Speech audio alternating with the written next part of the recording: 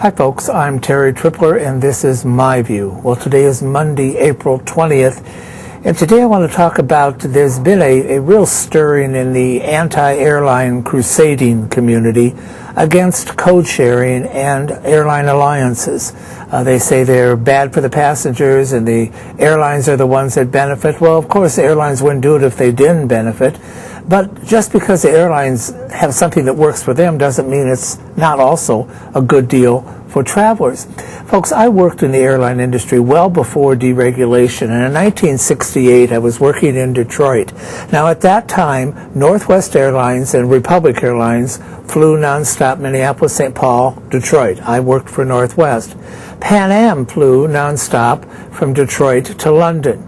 Now, if you lived in Minneapolis-St. Paul, there were no direct flights, there were no nonstop flights, there just were no flights to London. So to get to London, Minneapolis-St. Paul passengers would have to fly to Chicago, Detroit, or New York Kennedy and change planes. Now, the only answer to this in a highly regulated environment, which is what we will end up with if the government gets even their foot in the door. So what we had then was what was called interchange flights. And so Northwest and Pan Am worked together with what was called an interchange flight to allow people from Minneapolis-St. Paul to fly to London with one stop en route and no change of planes. And here's how this silly thing worked. A Pan Am plane would leave Minneapolis-St. Paul, but it would be with a Northwest Airlines crew, and it was identified as a Northwest Airlines flight. And it would fly nonstop to Detroit. And once it arrived in Detroit, the Detroit-bound passengers would get off, and the London passengers would stay on board.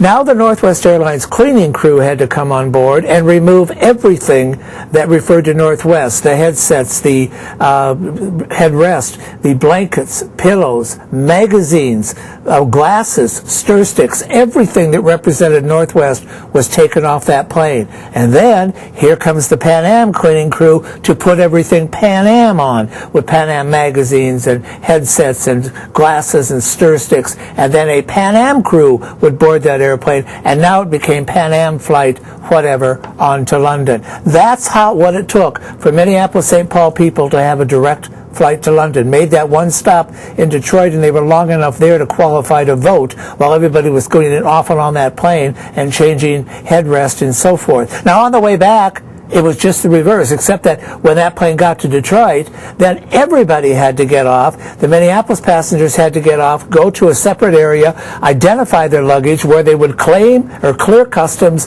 in Detroit, and then they would be pre-boarded before we boarded the Detroit-Minneapolis bound passengers. I checked that flight in 3 days a week, and this was not passenger friendly. There were times people would walk down the concourse, see a Pan Am plane sitting in the gate they were going to use, and think, oh, well, our flight must be late, so they'd go back to the bar or back to the restaurant and sit up there and miss their flight because they were sure a Pan Am flight had to leave and another Northwest flight had to come in beforehand. Or I would tell people in the gate that the plane was on time, and then they would come charging up to call me a liar because there's a Pan Am plane sitting there. How could the flight be on time? Folks, it was a joke.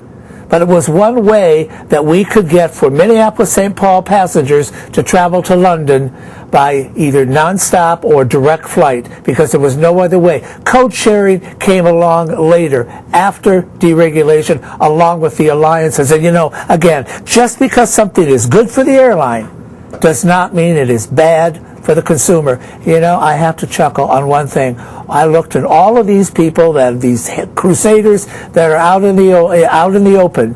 While I was checking in that flight, they ranged in age from not being born up to 14 years of age. So I think I know a little bit about this, maybe a little bit more than they do. For Tripplersview, I'm Terry Tripler.